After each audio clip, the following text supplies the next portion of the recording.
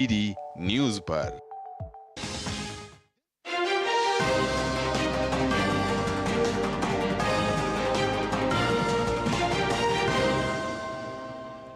नमस्कार, स्वागत है आप सभी का डीडी न्यूज में। आपके साथ मैं हूं संध्या शर्मा। आइए बुलेटिन की शुरुआत करते हैं अब तक की हेडलाइंस के साथ।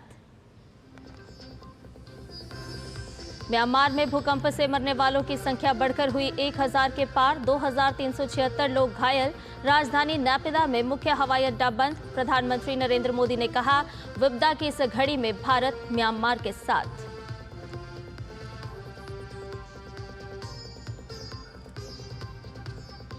छत्तीसगढ़ के सुकमा में 16 नक्सली ढेर, 2 जवान भी घायल। मौके से 10 AK-47 बरामद। अमित शाह ने नक्सल को जड़ से खत्म करने की दोहराई प्रतिबद्धता। राष्ट्रपति द्रौपदी मुर्मू ने पर्यावरण पर राष्ट्रीय सम्मेलन का किया उद्घाटन। कहा, आने वाली पीढ़ियों के लिए स्वच्छ पर्यावरण की विरासत देना हमारा दायित्व। देश की आर्थिक तरक्की ने सबका ध्यान खींचा। भारत में चीनी राजदूत ने की तारीफ। कहा, 10 साल में 2 गुनी वृद्धि पर भारत को बधाई। डोनाल्ड ट्रंप ने भारत अमेरिका व्यापार वार्ता के बहुत अच्छे परिणाम मिलने की जताई उम्मीद। पीएम मोदी को बताया अच्छा दोस्त और बेहद बुद्धिमान व्यक्ति।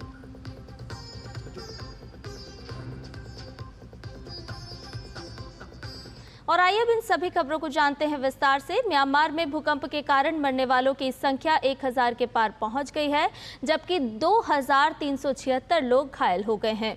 म्यांमार की सैन्य सरकार ने मृतकों की संख्या बढ़ने की आशंका व्यक्त की है। वहीं बीती रात एक बार फिर म्यांमार में भूकंप के झटके महसूस किए गए। राष्ट्रीय भूकंप विज्ञान केंद्र के अनुसार यह भूकंप रात में 11:56 पर आया, जिसकी तीव्रता रिक्टर स्केल पर 4.2 दर्ज की गई है। इससे पहले शुक्रवार को दिन के समय में आए 7.7 तीव्रता वाले शक्तिशाली भूकंप से म्यांमार कांप उठा।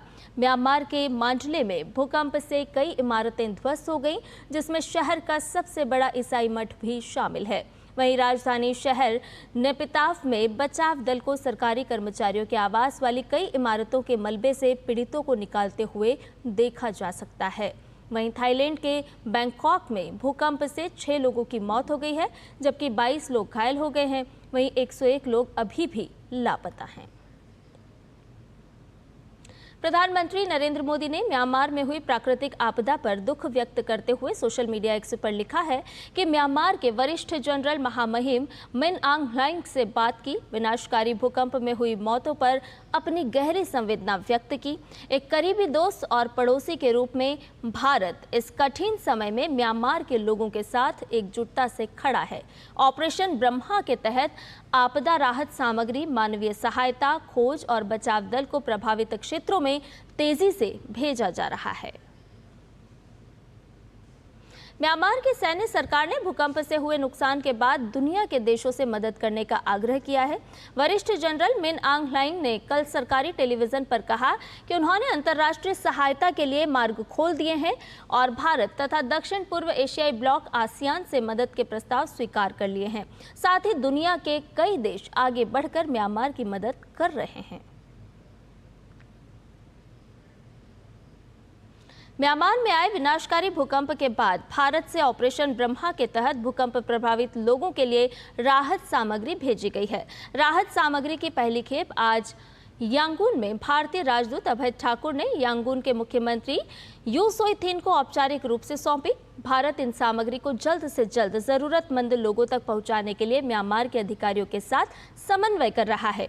साथ ही म्यांमार में जरूरतमंद भारतीय नागरिकों के लिए आपातकालीन हेल्पलाइन नंबर 9595419602 इसे भी जारी किया गया है।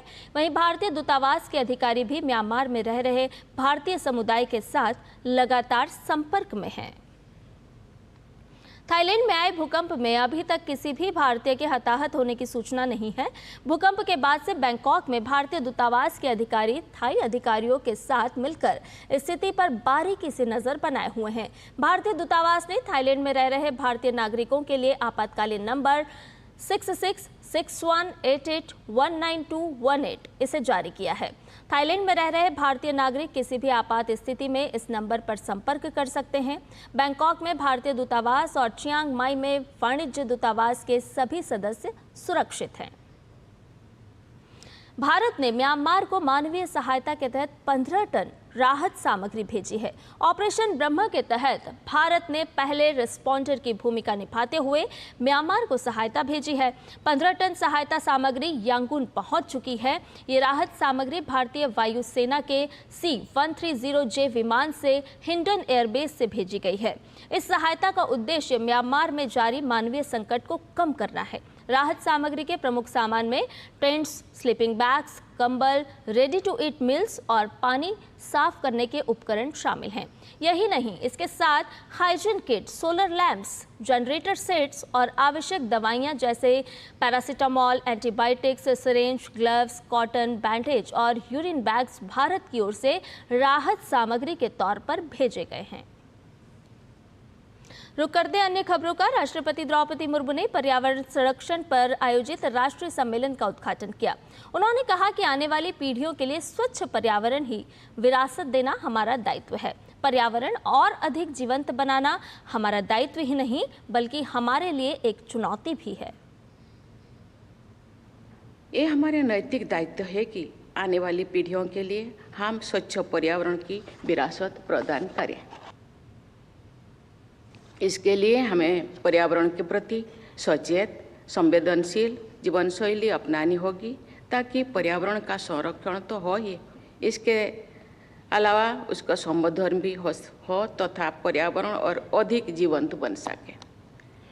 स्वच्छ पर्यावरण की विरासत और आधुनिक विकास का समन्वय करना एक अवसर भी है और हम लोगों के सामने चुनौती भी है।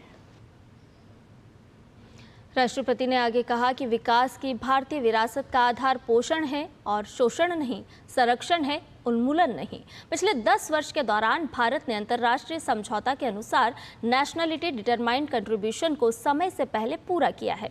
इसके लिए मैं भारत सरकार, पर्यावरण मंत्रालय, राज्य सरकार तथा सभी देशवासियों की सराहना करती हूँ। विकास की भारतीय विरासत का आधार पोषण है, शोषण नहीं, संरक्षण है, उन्मूलन नहीं। इसी विरासत के अनुरूप हम विकसित भारत की दिशा में आगे बढ़ना चाहिए। पिछले दशक के दौरान भारत ने अंतर्राष्ट्रीय समझौतों के अनुसार तय किए गए नेशनलिटी डिटरमाइंड कंट्रीब्यूशंस को समय से पहले पूरा करने की अनेक उदाहरण प्रस्तुत किए हैं। इसके लिए मैं भारत सरकार, विशेषकर पर्यावरण मंत्रालय, राज्य सरकार, सभी स्टेक होल्डर्स तथा देशवासियों की सराहना करती हूँ। और इधर यूनियन इंटरनेशनल डायज एडवोकेट संगठन के कार्यक्रम का आयोजन दिल्ली हाईकोर्ट के कैंपस में हुआ, जिसके प्लेनरी सेशन में केंद्रीय मंत्री पीयूष गोयल ने हिस्सा लिया। सेशन की थीम मैन्युफैक्चरिंग हब के रूप में उभरता भारत रही। इस दौरान केंद्रीय मंत्री ने कहा कि दुनिया में भारत निवेश की बेहतर जगह है क्योंकि यहाँ मजबूत लोकतंत्र है, मजबूत मीडिया है, न्यायपालिका है जो हर किसी का हित सुरक्षित रखती है। यूआईए संगठन विश्व भर में फैले प्रवासी समुदायों के अधिकारों, हितों और उनकी सांस्कृतिक पहचान को बढ़ावा देने का काम करता है। ये संगठन प्रवासियों को कानूनी सहायता, सामाजिक न्याय, शिक्षा, रोजगार और उनके मूल देशों के साथ जुड़ाव बनाए रखने में भी मदद करता है। प्लेनरी सेशन में सुप्रीम कोर्ट के सीनियर अधिवक्ता कृष्णन वेणुगोपाल, पल्लवी श्रॉफ ने भी भाग लिया। India offers to the world as an investment destination, as a country to trade with, 4 or 5 very significant advantages. But the biggest one of them all is democracy. The fact that we are a country that respects the rule of law, the fact that we have a very vibrant media, a very, very strong judicial oversight on the working of the government, on the working of every policy that we frame, the fact that everybody is assured of justice at the end of the day. Chhattisgarh में सुरक्षा बलों को बड़ी सफलता मिली है। सुकमा जिले के केरलापाल क्षेत्र में सुरक्षा बलों और नक्सलियों के बीच आज सुबह हुई मुठभेड़ में 16 नक्सली मारे गए हैं। केरलापाल क्षेत्र में नक्सलियों की उपस्थिति की सूचना पर सुकमा डीआरजी और सीआरपीएफ की संयुक्त टीम नक्सल विरोधी सर्च अभियान के लिए रवाना हुए थे। सुरक्षा बलों और नक्सलियों के बीच रुक रुक कर मुठभेड़ अभी भी जारी है। मुठभेड़ स्थल और आसपास के क्षेत्रों की सुरक्षा बलों द्वारा सघन तलाशी अभियान भी किया जा रहा है। छत्तीसगढ़ के मुख्यमंत्री विष्णुदेव साय सुरक्षा बलों को इस कामयाबी के लिए उन्होंने बधाई दी है। उन्होंने कहा कि उनके पास साहस को नमन करता हूं। हमारी सरकार को इस संबंध में लगातार सफलता मिल रही है। लगातार हमारी सरकार को नक्सलवाद में बड़ी सफलता मिल रही है। हमारे सुरक्षा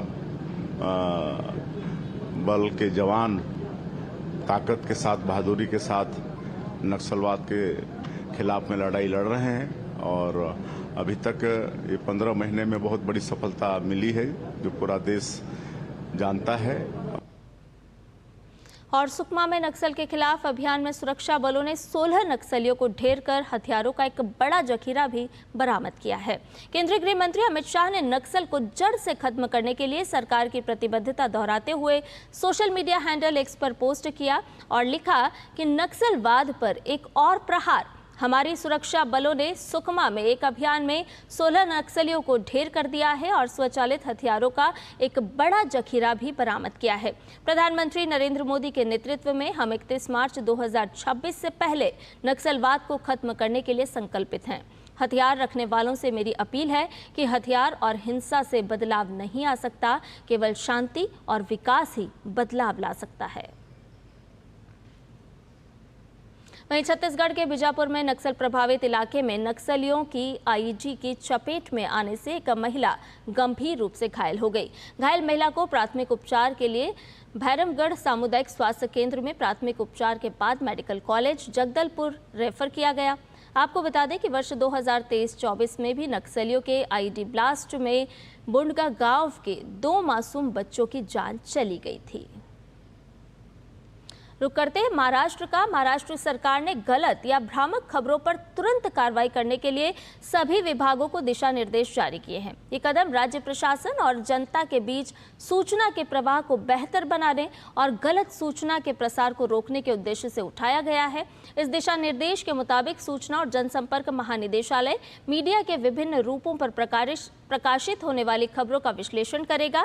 यदि कोई खबर तथ्यात्मक रूप से गलत या भ्रामक पाई जाती है तो डीजीआईपीआर तत्काल संबंधित विभाग को सूचित करेगा। आपको बता दें कि इस महीने की शुरुआत में महाराष्ट्र सरकार ने समाचार सामग्री का विश्लेषण करने और फीडबैक प्रदान करने के लिए एक मीडिया निगरानी केंद्र स्थापित करने की घोषणा की थी और इसके लिए 10 करोड़ रुपए का बजट भी आवंटित किया था। भारत की आर्थिक तरक्की का डंका पूरी दुनिया में बज रहा है। अब चीन ने भी भारत की आर्थिक प्रगति का लोहा मान लिया है। भारत में चीन के राजदूत शू फेंगहोंग ने भारत को पिछले दशक में अपने सकल घरेलू उत्पाद को 2 गुना करने के लिए बधाई दी है।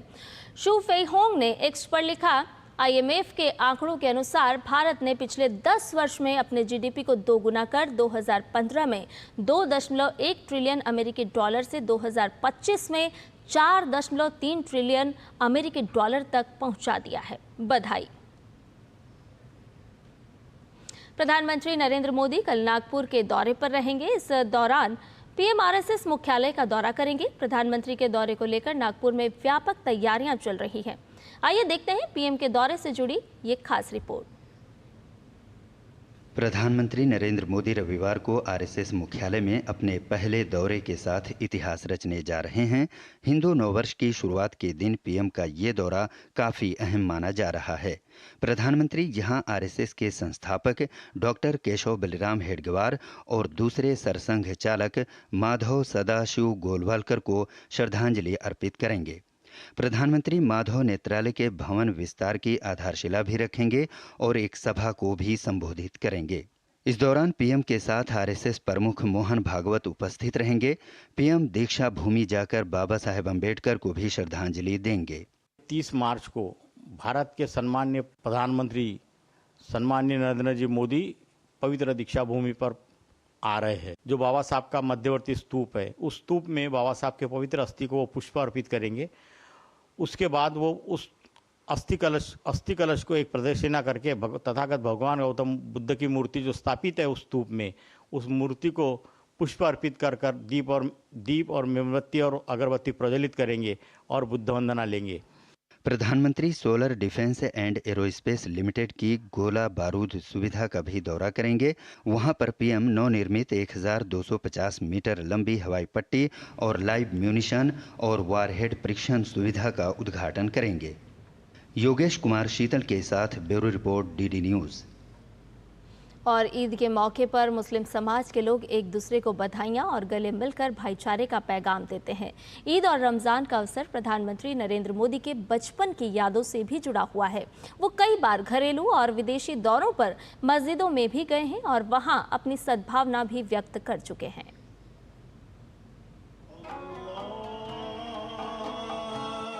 इबादत का पवित्र महीना रमजान, जिसमें मुस्लिम समुदाय के लोग रोजा रखकर खुद को खुदा के करीब करने की कोशिश करते हैं।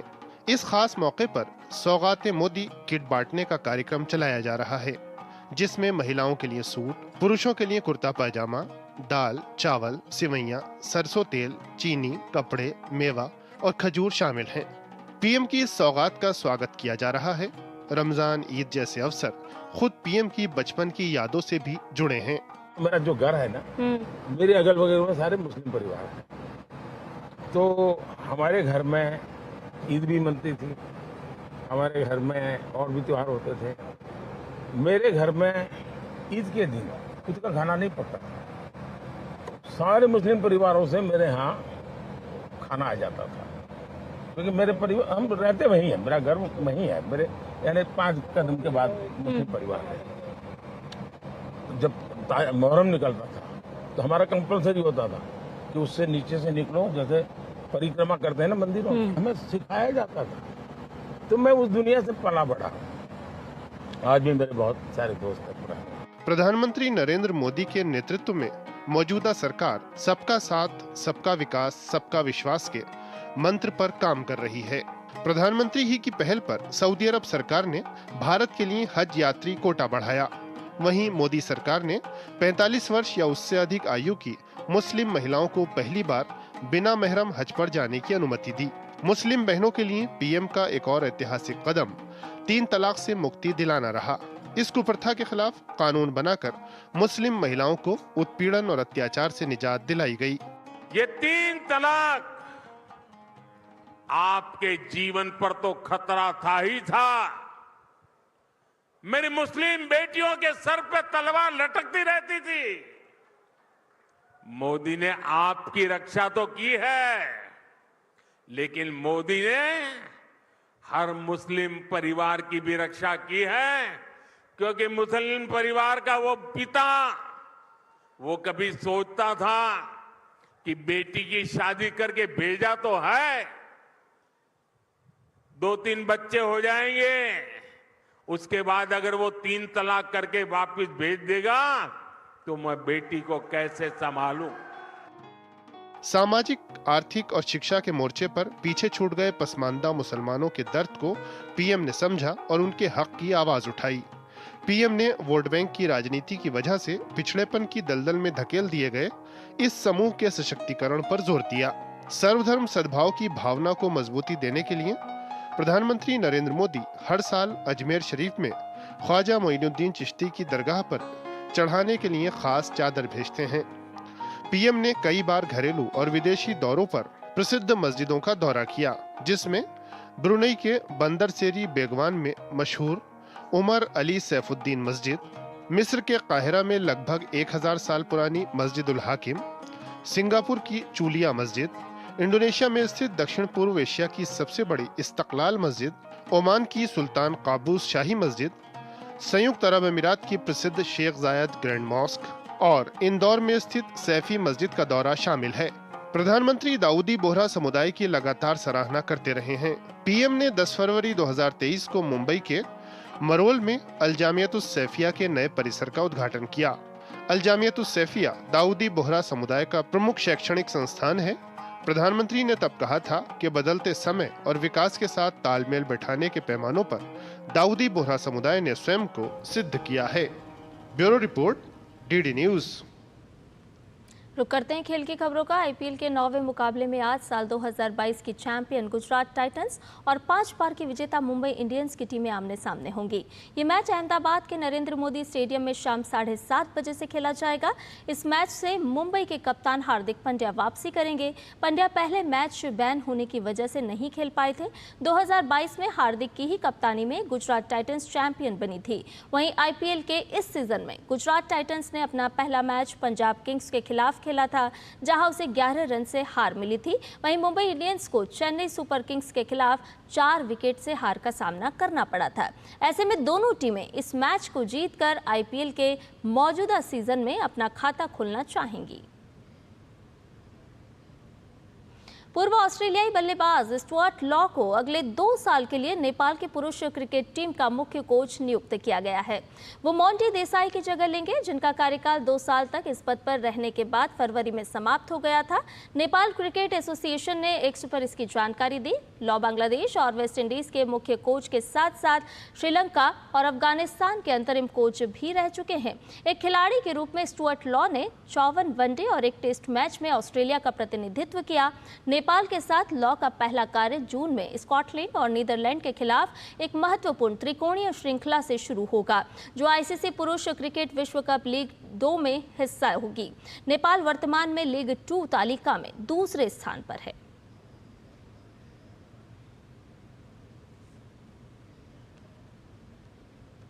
और अब रुक करते हैं अंतर्राष्ट्रीय खबरों का। भारत अमेरिका के बीच टैरिफ को लेकर चल रही बातचीत के बीच अमेरिकी राष्ट्रपति डोनाल्ड ट्रंप ने प्रधानमंत्री नरेंद्र मोदी की तारीफ की है।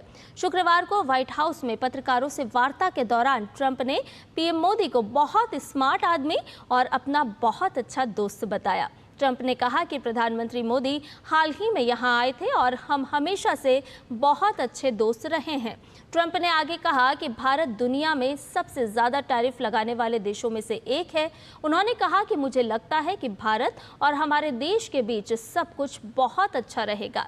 मैं कहना चाहता हूं कि आपके पास एक बेहतरीन प्रधानमंत्री है। गौरतलब है कि यह पहली बार नहीं है जब अमेरिकी राष्ट्रपति ने प्रधानमंत्री नरेंद्र मोदी की तारीफ की हो। वे पहले भी ऐसा करते रहे हैं। हाल ही में पीएम मोदी के अमेरिकी दौरे के दौरान भी उन्होंने प्रधानमंत्री नरेंद्र मोदी को महान नेता और खुद से बेहतर वार्ताकार बताया था। Well, as you know, Prime Minister Modi was here just recently, and we've always been very good friends. India is one of the highest tariffing nations in the world. You know that. I know. Thank you for shaking your head, but it's brutal. It's brutal. They're very smart, and he's a very smart man and a great friend of mine, actually. And we had very good talks. I think it's going to work out very well between India and our country. और tariff को लेकर बढ़ते तनाव के बीच America के राष्ट्रपति Donald Trump ने शुक्रवार को कनाडा के प्रधानमंत्री मार्क कार्नी के साथ फोन पर बात की। इस बातचीत में व्यापार, टैरिफ, संप्रभुता और दोनों देशों के रिश्तों पर चर्चा हुई। इसके साथ ही घोषणा की गई कि दोनों नेता कनाडा के आगामी चुनाव के बाद मुलाकात करेंगे। ट्रंप ने अपने social media platform truth social पर लिखा कि ये एक बेहद अच्छी बातचीत थी। हम कई मुद्दों पर सहमत हैं और कनाडा के आगामी चुनाव के तुरंत बाद राजनीति, व्यापार और अन्य सभी कारकों पर काम करने के लिए मुलाकात करेंगे। हालांकि कार्नी और उनके कार्यालय की ओर से अभी तक इस बातचीत को लेकर कोई आधिकारिक प्रतिक्रिया नहीं आई है। ये वार्ता ऐसे समय में हुई है जब कार्नी ने कनाडाई अर्थव्यवस्था को अमेरिका पर निर्भरता से मुक्त करने का संकल्प लिया और ट्रंप ने 2 अप्रैल को संभावित नए टैरिफ की घोषणा करने की तैयारी कर ली है। कनाडा के प्रधानमंत्री मार्क कार्नी ने कहा है कि अमेरिकी राष्ट्रपति डोनाल्ड ट्रंप से हुई बातचीत के दौरान उन्होंने कनाडा की संप्रभुता का सम्मान करने की बात कही। कार्नी ने प्रेस वार्ता के दौरान 2 अप्रैल से लागू होने वाले टैरिफ के मुद्दे पर कहा कि वे इससे पीछे नहीं हटेंगे और इसका पूरी ताकत से जवाब देंगे। उन्होंने कहा कि स्पष्ट है कि कनाडा और अमेरिका के बीच संबंध बदल गए हैं और हम नहीं बदले हैं। साथ ही उन्होंने पुष्टि करते हुए कहा कि कनाडा को विश्वसनीय भागीदारों के साथ संबंधों को मजबूत करने के लिए यूरोप की ओर देखने की आवश्यकता है। इधर मेक्सिको को राष्ट्रपति क्लाउडिया शेनबाम ने अमेरिकी गृह सुरक्षा सचिव क्रिस्टी नोएम से मुलाकात की और प्रवासन और सुरक्षा चुनौतियों पर चर्चा की। नोएम कल मैक्सिको सिटी के फेलिप एंजेल्स अंतर्राष्ट्रीय हवाई अड्डे पर पहुंची, जहां उनका स्वागत मेक्सिको के विदेश मंत्री जुआन रेमन डे ला फुएंटे ने किया। मेक्सिको की यात्रा के साथ नोएम का लैटिन अमेरिकी देशों का दौरा समाप्त हो गया है। इससे पहले नोएम ने अल साल्वाडोर में अमेरिका से निर्वासित 200 से अधिक प्रवासियों को रखने वाली सुरक्षा जेल का निरीक्षण भी किया और कोलंबिया में अमेरिकी गृह रक्षा सचिव ने राष्ट्रपति गुस्तावो पेट्रो के साथ बातचीत की। मेक्सिको, कनाडा और अमेरिका के मेयर ने वॉशिंगटन में राष्ट्रपति डोनाल्ड ट्रंप के बढ़े हुए टैरिफ को खत्म करने का आग्रह किया। तीनों देशों के मेयरों ने टैरिफ वॉर के दीर्घकालिक आर्थिक प्रभाव की चेतावनी दी। इन मेयर्स ने कहा कि टैरिफ वॉर नौकरियों, व्यवसायों और स्थानीय अर्थव्यवस्थाओं के लिए खतरा है और साथ ही सभी ने सीमा पार व्यापार में स्थिरता की वापसी का आह्वान भी किया। ओहियो के मेयर एंड्रयू गिंथर ने कहा कि शिखर सम्मेलन में तीनों देशों के बीच मुक्त व्यापार द्वारा बनाई गई साझा समृद्धि पर प्रकाश डाला गया। उन्होंने कहा कि अमेरिका के पास हमारे सबसे करीबी सहयोगियों कनाडा और मैक्सिको से बेहतर कोई व्यापारिक साझेदार नहीं है। वहीं कनाडा के म्युनिसिपल लीडर रेबेका ब्लेग ने कहा कि व्यापार ने लगभग 30 वर्षों तक उत्तरी अमेरिकी संबंधों को मजबूत किया है, लेकिन चेतावनी दी कि टैरिफ विवाद उस एकता को कमजोर कर रहा है। व्हाइट हाउस ने उम्मीद जताई कि ऑटो और ऑटो पार्ट्स पर नए टैरिफ से अगले वर्ष में $100 अरब का राजस्व जुटाया जाएगा। अमेरिका के उपराष्ट्रपति जेडी वेंस ने डेनमार्क पर आरोप लगाया कि वो ग्रीनलैंड की सुरक्षा में कम निवेश कर रहा है।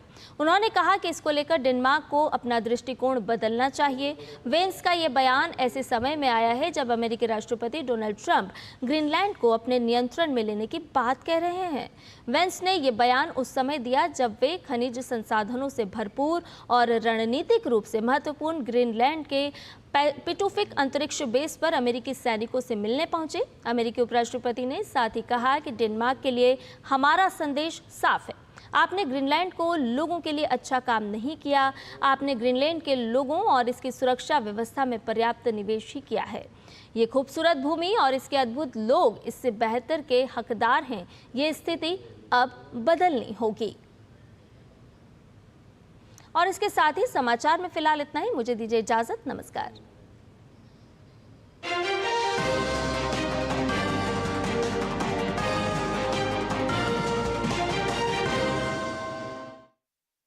प्राप्नोत्येव